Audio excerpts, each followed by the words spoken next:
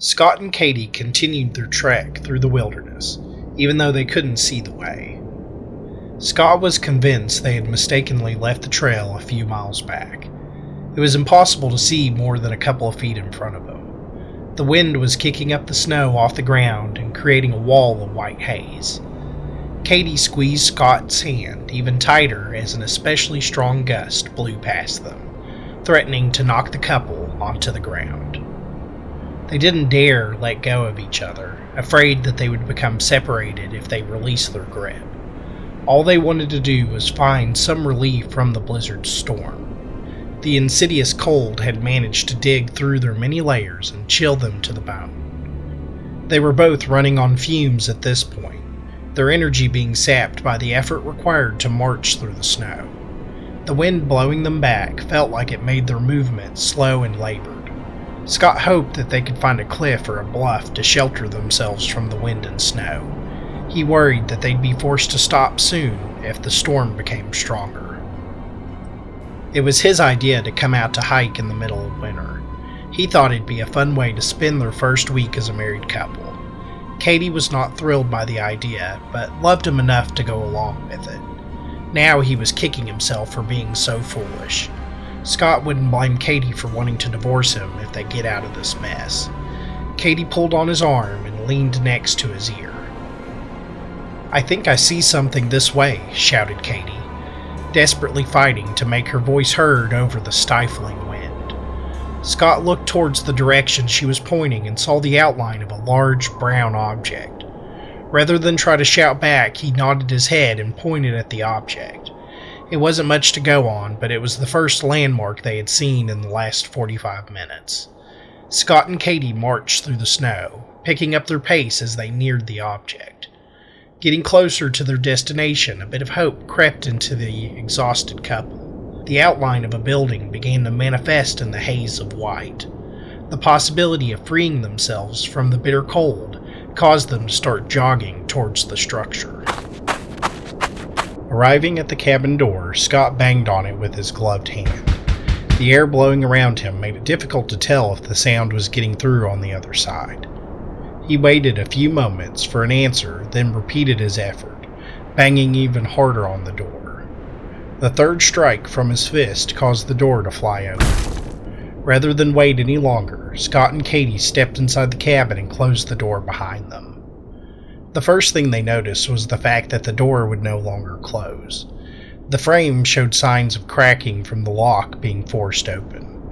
Scott was pretty sure he hadn't hit the door that hard, but if he was being honest with himself, he couldn't be certain on that point. He was pretty desperate to get away from the freezing winds, and perhaps his desperation caused him to strike the door harder than he had intended. Katie noticed the issue with the door, grabbed a dining chair from the kitchen table, and jammed it against the doorknob.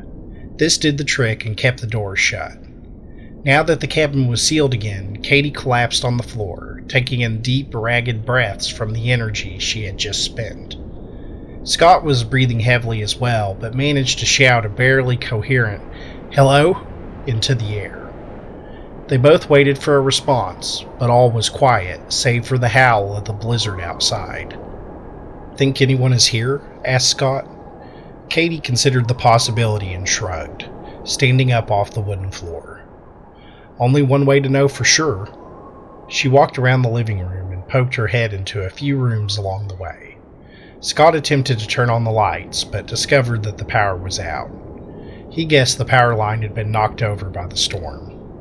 Giving up on the light switches, he moved over to the fireplace and placed his hand on the dry wood sitting next to it. Finding dry firewood like this was the equivalent of gold in his mind. This had given them the ability to wait out the storm. A scream coming from the hallway jolted his focus away from the fireplace. Katie was backing away from the last door, her hand dampening the sound of her sobbing cry. Running down the hall, Scott put himself between Katie and the door, preparing himself to face whatever danger was inside. His face turned pale white as his mind raced to make sense of the scene in front of him. Laying on the ground was a mutilated corpse, blood pooling into the wooden grooves of the cabin floor. It was a man, or at least it used to be, but now it was barely recognizable as human. The smell of nitrate still hung in the air, somehow overpowering the smell of blood. Laying next to the corpse was a hunting rifle and a couple of brass casings that had been discharged during some kind of altercation. Clearly, whatever animal had attacked must have been unwounded from the bullets. The blood was only coming from the mauled corpse.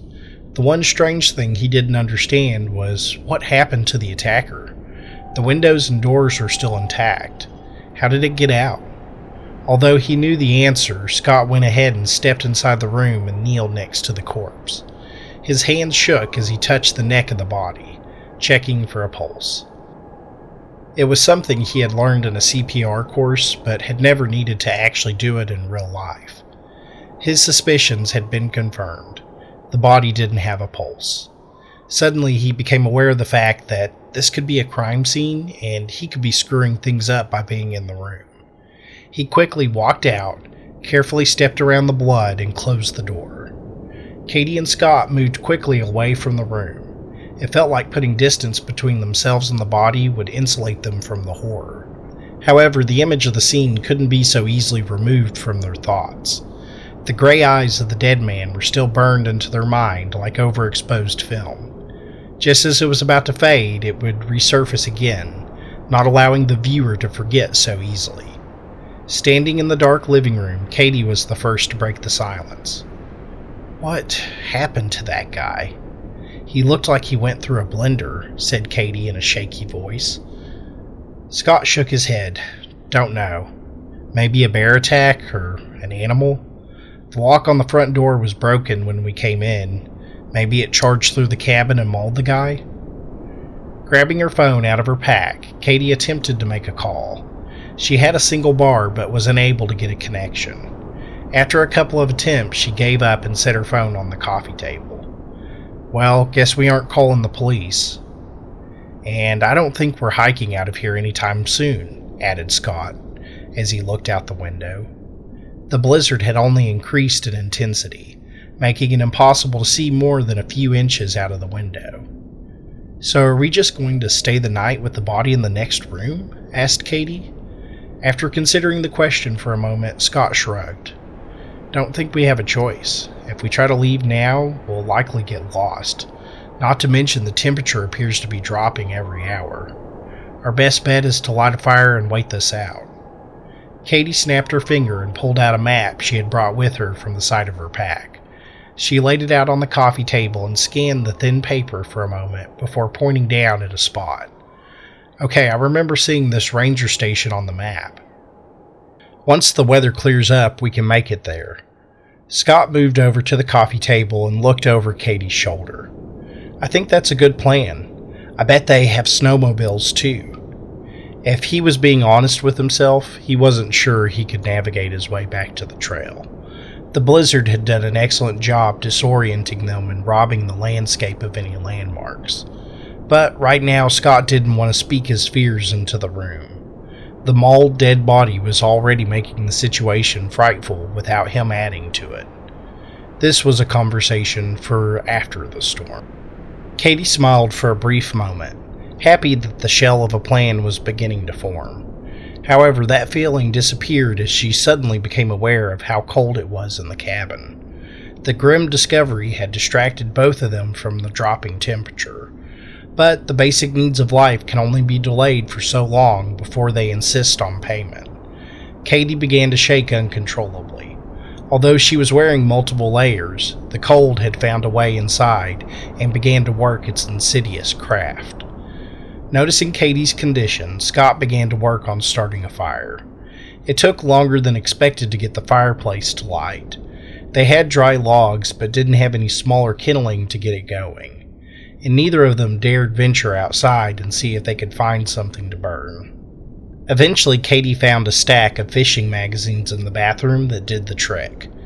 Once the first log caught, the rest of them followed suit, and an inferno formed in the fireplace. Katie and Scott sat uncomfortably close to the fire. Their faces and arms were warmed quickly, but their backsides stayed cold, causing them to constantly turn back and forth to try and evenly warm themselves.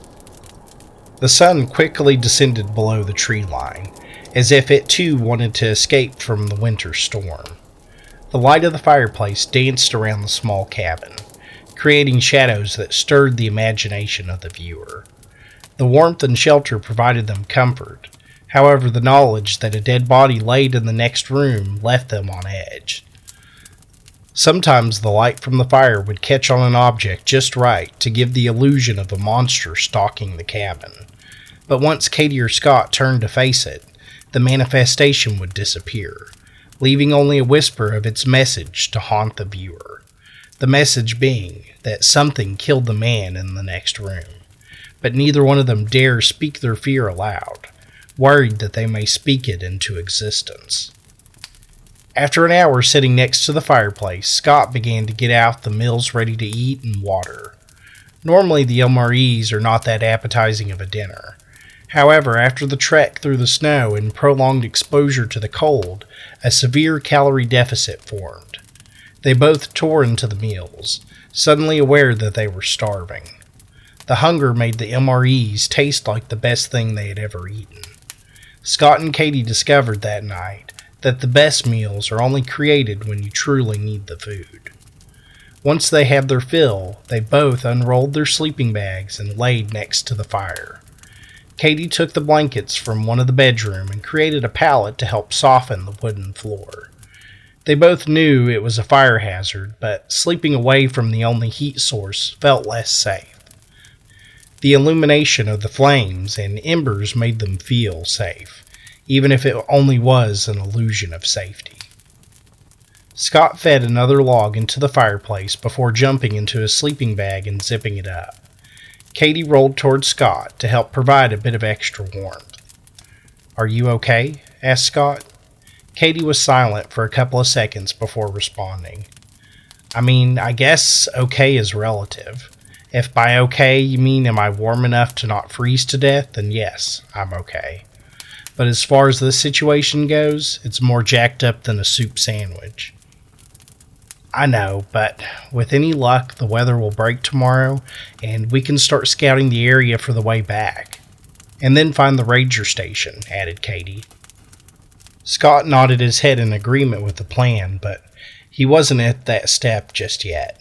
He wanted to find the trail first, then worry about locating the ranger station.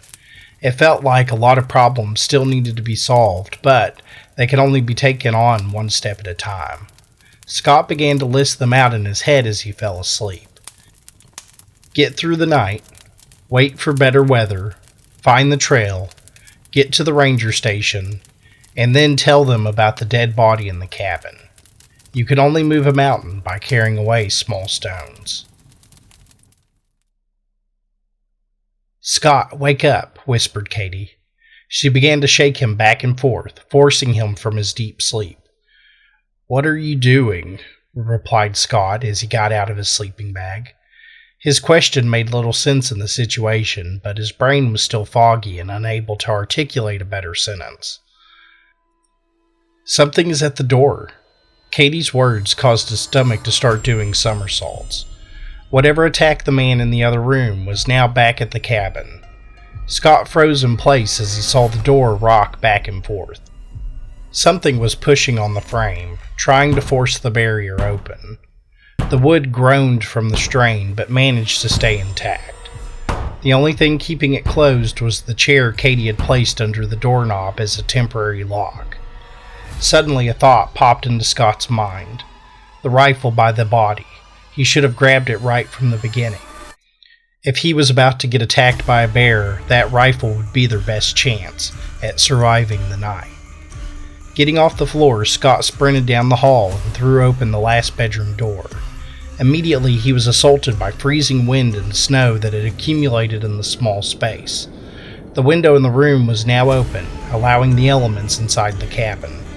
Scott ran to the window and slammed it shut, then locked it for good measure. He had no idea why it was open, but he had bigger problems, like the animal trying to get through the front door. He grabbed the rifle off the ground and pulled the bolt back, revealing the gun still had at least one round. Just as he was about to exit the room, he stopped and turned around.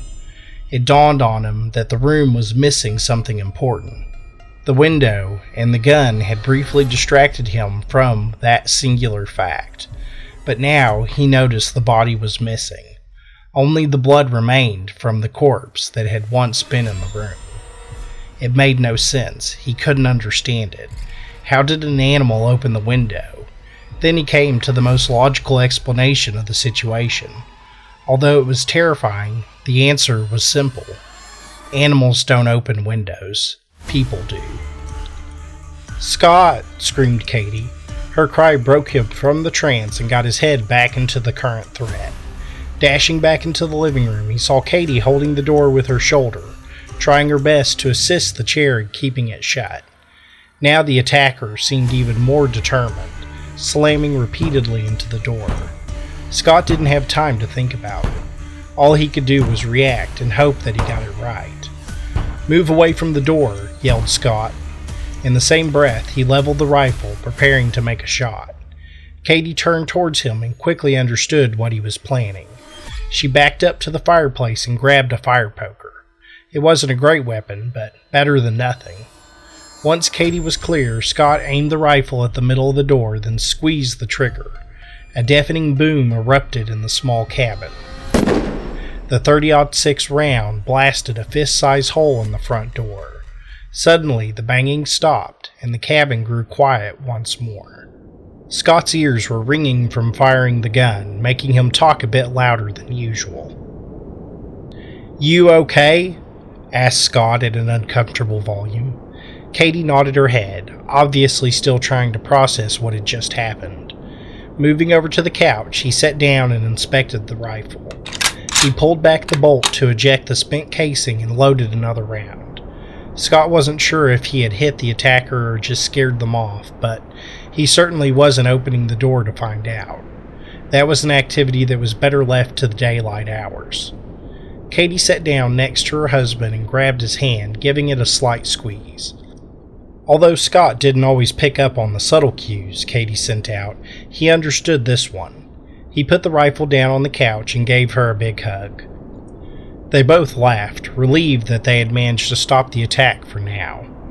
As Scott pulled away, he realized he was going to have to ruin the happy moment with some bad news. "So, I don't know how to explain this, but the body in the other room is gone."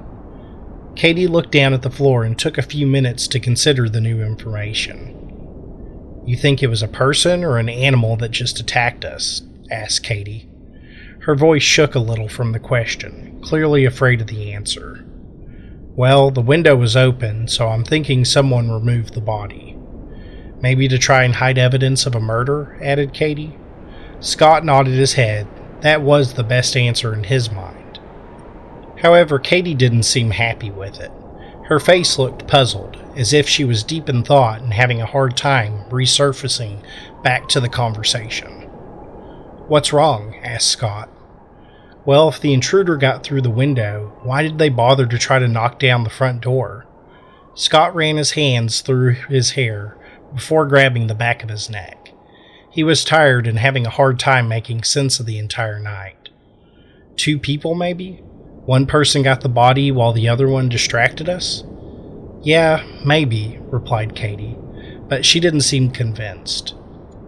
He really didn't want to do this, but he knew that they had to get a bit more information about what the hell was going on here. Scott got up off the couch and grabbed his flashlight from his pack and opened the door. The cold winter wind immediately burned his face. It was a challenge to keep his eyes open with the snow and ice pelting his skin. Shining the light outside, he saw footprints at the door, but no blood. The round must have missed whoever was trying to break down the door. Pointing his flashlight out to the horizon, he saw two yellow orbs staring back at him. Standing just 10 feet away was a man covered in dried blood. But Scott recognized him. It was the man who had been mauled in the cabin, the man that he was certain had passed away from his injuries. However, now he looked feral, animalistic in his stance. The man was bent down low and was baring his teeth at Scott, and his eyes reflected the light back at him, similar in the way a cat or a dog's looks at night. The man slowly backed away from the light and disappeared into the snowy mist. Scott slammed the door shut and shoved the chair back under the doorknob. "What did you see?" asked Katie, clearly reading the expression on Scott's face. Rather than answer the question, he shoved the couch against the door and picked up the rifle. "What the hell did you see, Scott?" demanded Katie, a bit of annoyance coming through her voice now. "I think someone is out there, Kat. It looked like the guy that was in the other room." "But he was dead. You checked his pulse. For God's sakes, his chest was torn open. How is he outside now?" "I don't know, and honestly I don't care to figure out," replied Scott. "Okay, so we wait for sunup and get back to the trail. The plan hasn't changed," said Katie. Scott knew she was right. Yes, this was absolutely terrifying and didn't make any sense, but the plan was still the same. They needed the weather to let up a bit, and then they could find the trail. But deep down, Scott knew that this would be anything but simple, that it would take everything they had to survive this unseen danger. Ghastly here. If you enjoyed this story, consider giving the video a like and subscribing to the channel. Part 2 should be out in a couple of weeks. I assume if you're listening to this part of the video, you must be a fan of the channel. So I wanted to use this as an opportunity to talk about what's planned going forward. This channel is going to start doing a mix of true stories and stories I create. It seems like most people on the channel enjoy both, and honestly I enjoy creating them. Now, I'll make sure that the thumbnails clearly tell you which ones are true stories and which ones are fictitious. So don't worry if you're here for the fiction, I'm going to keep it coming. The true stories just help give me a bit of space to write more content. As always, thank you for your support, and I'll see you in the next video. Take care.